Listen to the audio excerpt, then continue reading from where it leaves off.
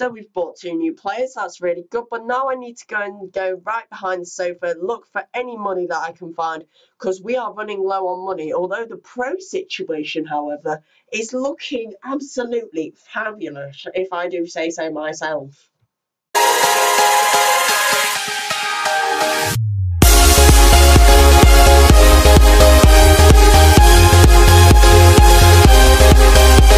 What's going on, guys? My name is George, the Real Wolfie, and welcome to another TM Weekly Update. This is episode 18 in the series, and this episode I'm going to try and get through it as quickly as I can, because I know the last 2 episodes have been really long ones. So this one I will try and get as close to 15 minutes as I can, so it's nice and quick for you guys to watch. So first off, as usual, I'm going to go through the league games, then friendly league games, and then all the other stuff that I do in an episode. So let's get down to business.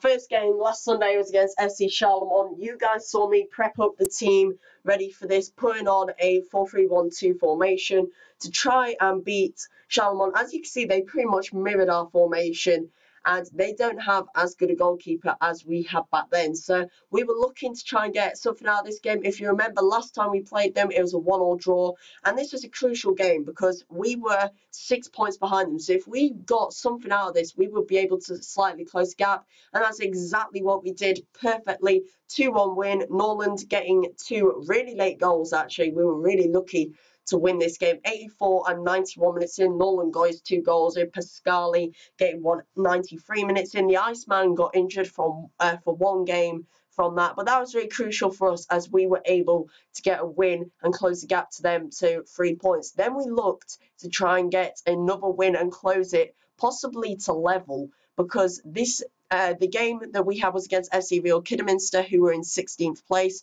whilst Charlemont played MGFC, who are our 2 closest rivals. Charlemont 3 points ahead, MGFC 2 points behind. So we were really hoping to get something out of this game and try and close the gap to Charlemont to no points and just big goal difference. Last time we played Kidderminster, you remember we lost 1-0 at home. So we would just try and find a nice win or at least a draw so we might be able to close the gap.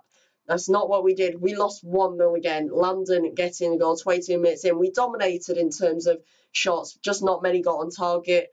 His goalkeeper had the absolute beast of a game, but Manning was the man of the match in the end. So, and we also gave a debut to a new player, Stephen Wright, who I will show you in a minute.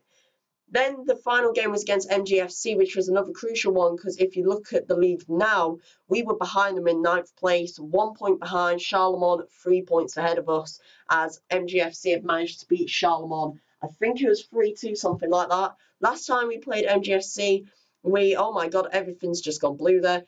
We managed to beat them 3-1, so we were looking for something similar like that. We unfortunately didn't manage to get that. We lost 2-0. Mills and Strange getting 2 goals, with Johnson getting our consolation.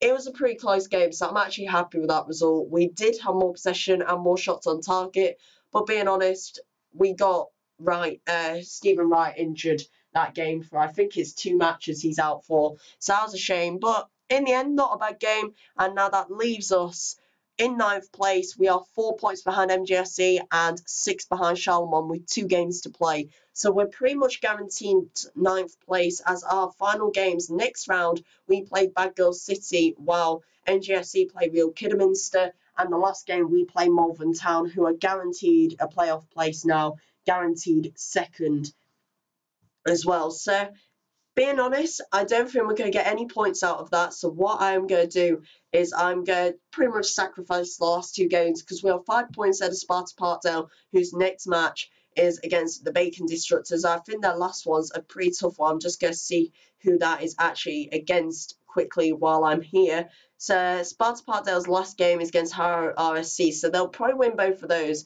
But the lowest position we're going to finish in is 10th place. So we're definitely safe in this league for next season, and we've definitely got top 12, which was our sponsor goal target. So I'm probably going to sacrifice the last 2 games just to make sure no one gets injured and we don't lose any valuable players for the start of next season. So next up, guys, we go on to the Friendly League matches of this week. This is something like the 8th round of the Friendly League. And first off, we have Racing Club Aldo against Private Jokers. This match is really for show, so I'm just going to skip it because there's nothing much to say about it. Private Jokers managed to win 2-0 on that one. They pretty much dominated, although I did think they'd get more against such a bad team as Racing Club Ardales has become, as he's been going for youth players. Then we get to Redbridge Rejects against Manchester United. Manchester United they were joint top with me at the start of this game, as well as AFC Simon Ridge United. We were all joint top on 16 points, and obviously Manchester United are looking to try and get to the top of the league. They managed to win 2-1 against Redbridge Rejects. Again, a very close game for Manchester United. So I do feel as though they're going to slip up at some point. But a 2-1 win for them. Then you come on to our game against FC Alpha. Now, I think we have played these before. No, we haven't actually. So we've never played these before. Our previous goalkeeper, John Fletcher, was making his debut against us, and Joshua King playing his first full game for us as well as new midfielder Wright. So we're looking to get something out of this game. And yeah, we only got a 2-2 draw. I was very annoyed about that because that meant that we dropped 2 points to Manchester United and we're definitely dropping to at least second place. But in the end, it was okay, I suppose. At least we didn't lose that one. Then we come on to Swanley Shooters against LA Galaxy and his sexy new badge. Beautiful badge that he's been made. If you want to know how to make your own personalised badge, then make sure you check out my 3rd episode of TM Tips and Tricks, as it shows you how to do that. But Swanley Shooters against LA Galaxy, this was a close one. Swanley have been on great form as of late. LA Galaxy were looking to get a top 4 finish and didn't expect that at all. 3-0 win for Swanley Shooters. Great game for him, and he manages to continue his great run that he's been having at the moment. Then we have Dewsbury Moor FC against AFC Simon Ridge United. These two, again, having their first ever game against each other. And being honest, I think we were all expecting Sirens to win this one, and that he did. He did exactly that, a 4-0 win, and a great game for him in all. 17 shots, 13 on target. A shame for Dewsbury Moor, who was wanting to try and get a really good result out of that one and try and stop Sirens from winning. That means we also lose 2 points to Sirens, though, after our draw, so not the best round for us there. But then we come to the big one. Mansfield Outlaws against ADO Richmondshire. Never played each other before. Pretty equal teams as well. ADO having a slightly worse team if you look at it. Not expecting that whatsoever. 6-0. Now, yes, he got a player injured, but being honest, he got that player injured 45 minutes in. By that time, he was already 5-0 down. So, really crazy game. Mansfield Outlaws having an absolute beast, which means they move up to 4th place. Manchester United and AFC Simon Reds are top with 19 points, just goal difference separating them. Then we're in no man's land, 2 points behind on 17, with the best goal difference in the league, though, thankfully.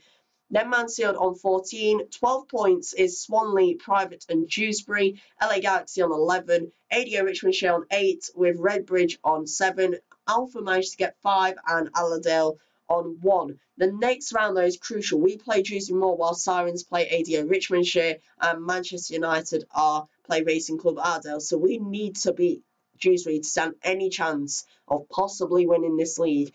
And then the final 2 games, we play ADO Richmondshire and Sirens. So if we can beat the Sirens, the last game in this friendly league for Manchester United is against Mansfield Outlaws. So it will be the top 4 against each other. And Mansfield have been on great form. So that could mean if we win all our games and Manchester United lose to Mansfield, we could actually win this friendly league. Even if Mansfield get a draw with Manchester United we will win this friendly league if we win all our games. So it's a bit of a difficult situation for us now, but it does look promising.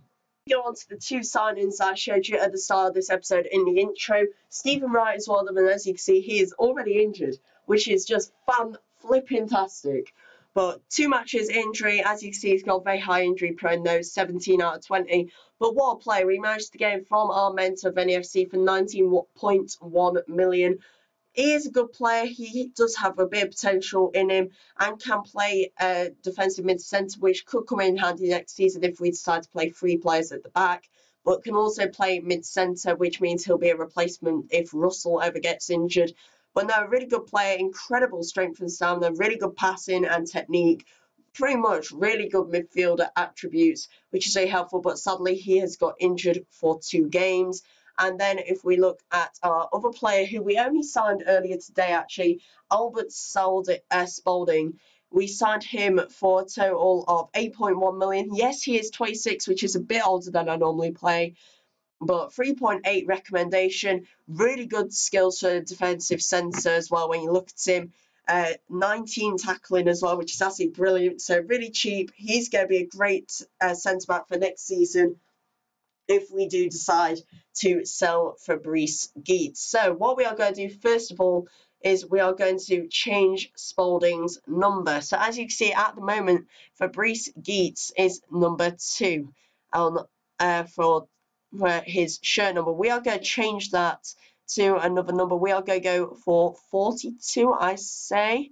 Let's have a look.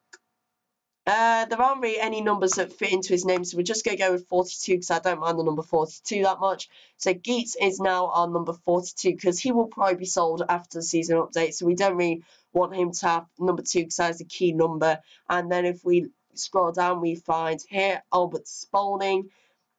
I'm really saying his name weirdly. It's Albert Spalding, and he is now going to be our new number 2 defender. He's really good. He's probably the best player that we've signed recently, other than Wright himself. And as you can see, Wright, we changed his number to be 52 because I don't know why. There's no reason behind it. So with that in mind, we now go on to the tactics of the next match. So as you can see, we have Geets on a red card, Nugent on a red card, Turnbull on a yellow card, Wright injured for 2 games, and Johnson on a yellow card. So we've got a lot of bookings at the moment, but thankfully as it's the end of the season, they will all disappear after the end of the season, I think. So what we're going to do first of all is goalkeeper. Joshua King did shocking in the friendly league match, and we do want Rock in net, so we'll keep him soon, even though we have actually already agreed a price for a really good goalkeeper after the season update, but keep that one quiet. Then centre-backs. As Geets is sent off, Spalding is going to make his debut straight away. And then our sub, we're going to leave for a minute. Eshmael, obviously, is going to be our left-back as Nugent is sent off. And Longfall, I forgot to say, he's also on the yellow card, but he is going to play as well. And I have no idea why he's in red, so I'm going to go and edit that kit in a minute, I think, because everyone is randomly wearing red. So we'll go and check that out in a minute, why it's doing that. But then if we go up to, oh yeah, we need to do a sub-defender. We're just going to put Maguire in there for now, just in case we're able to have him on there. Then Mouth is working today as we're talking quickly. So Turnbull is our left mid. Reed has been playing well recently, but Johnson is just 10 times better. So he is playing as right mid with Russell as our centre mid. Obviously, we can't play right as he is injured. Eddie Hill is going to be our offensive mid with Norland and Sampson up front as we always do. And Flavel is going to be our sub forward. As the sub wing, let's just go for Ludlow for the sake of it. Right, Captain Masoon has some good professionalism in him. The corner kick. We need to find someone with good crossing. So we're just going to go with the guy with the highest crossing, which at the moment is Turnbull, I think. If I remember right, it actually is Turnbull. Yep, so Turnbull is our corner kick taker with, I think we're going to have, let's have a look. Let's have Hill as our penalty and Norland as our free kick. We normally do that. We go for slightly attacking and balanced. 60 minutes in, that's 60. We are going to do a substitution where we take off. Who are we actually going to take off? Honestly, let's have a look at Spalding's stamina. 14, that's pretty good. So what we're going to do is we're going to take off Johnson for Reed, but we're going to move forward the time a bit, so it's just the last 20 minutes instead of the last 30. And that's all we're going to do. So that's our tactics for the next game against Bad Girl City. Hopefully that is going to do well, and we're going to see how well it does as we play our friendly league match, and our friendly league, our just friendly matches for this episode. So guys, this week we have 3 friendly match requests, one from North Bromwich, one from our Mentaveni, and one as usual from Chelsea FC. So first of all, as this one is a new one, we are going to play North Bromwich first. Let's see how we do against him before we actually let the game go. Let's see if we've played him before. I have a feeling that we do, but I'm not sure. No, we don't. So We've never played him before. Our teams are pretty similar by the looks of it. He has two 4-star players and one 3.5-star. The rest are all 3-stars. So our team is better than his, but you never know in friendly matches. And he has got the guy with the best name ever. Schwarzenegger is playing for him. So let's just call him Arnold Schwarzenegger for once. So let's see what the score is in this one. 1-1 draw. That's okay. Schwarzenegger had an absolute crap game in that as well. So not the worst game, not the best game either. So next up, we go on to our next friendly match, which we are going to do as Chelsea FC. We're going to leave our mentor Venny until the end. So Chelsea FC, let's have a look. We have played him many, many times before. Let's have a look how many. So we played him 3 times before, and we have lost 2 of those and drawn 1. So we haven't done best against him, but if you look at his team is absolutely incredible. Lots of 4-star players and only 2 3.5 stars and 1 3-star. So I'm guessing we're going to lose this one, but I'd love a win, please. Okay, another defeat. Samson, though, gets a goal, and then Rurkel getting his 2 goals. So it was very even, that game, actually. It was just that pretty much all of his shots were on target. So the final friendly match of this episode is going to be against our mentor, Venny FC. Let's see how we do against Venny. I doubt we're going to beat him here, but if we could, that'd be amazing. Because I think we've only played him once before, and yeah, he won 3-0. So let's have a look. His team, holy crap. Oh, I don't know what's happening over here. I mean, there is literally no one here. But if you look at this, 3.5-star goalkeeper, 4.5-star, lots of 5 stars. That is because he is in the Premier League. That is the difference between League 2 and the Premier League. So let's see how we do. 5-1. Brilliant. Samson again getting an early goal. I mean, he is crazy, but 3 shots, 1 on target compared to 23 shots, 14 on target. So yeah, it does seem like our formation seems to work, but it's not the best. And we are losing pro quickly, so I'm going to have to do a bit of pro boring to get that back up, because I need that for after the season update, as we're going to be doing some position changes after the season update. But that'll be in a few episodes' time. Next off, we go for our youth poll of this week. Finally, guys, to finish off with this video, I have a little competition for you guys to join in with. So I want you guys to name my stadium. So as you can see at the moment, it is called Banterbury Park, and I don't really like that name. It's one of those I pick, and then a few months later you think, what a noob for doing that. So as you can see, this is my stadium at the moment. Just scroll around. That's its surroundings if you're interested in it. But I want you guys to name my stadium. So I've put in the off-topic page, I've put a forum called Name My Stadium Competition. I want you guys to name my stadium. It's another pointless competition. As you could probably guess, there is no prize other than being involved in the video. I'm not going to donate any pro because I'm saving it all for after next season. So the competition closes Friday the 13th of May at 1 minute to midnight GMT. So 1 minute to midnight, obviously I'm not going to be checking the names then. But what I will do is the next day I will pick my favourite during next week's episode. So make sure you have got yours in by Friday night. Any that have been entered after that time will not be counted. And the rules for it, it can't already be a professional team name, team stadium names like Stamford Bridge, Old Trafford, and can't contain any companies in, preferably. So you might want to involve it around Sheffield, so like Steel, things like that from Sheffield, so Steel, or some things around Sheffield, so there's like Peter Street nearby, and things like that. You might want to involve it around me, the real Wolfie, but the rest is up to you. Like any stadium names as well that you think are good, and like I said, I'll pick my favourite during next week's 10 weekly update video. Also, if you don't have a Trophy Manager account and have a good name for a stadium, leave it in the comments section of this video, and I will also read the comments before picking my favourite stadium. So yeah, that's the competition for this week, guys. It's near the end of the season as well, so I thought we might as well have some fun with it.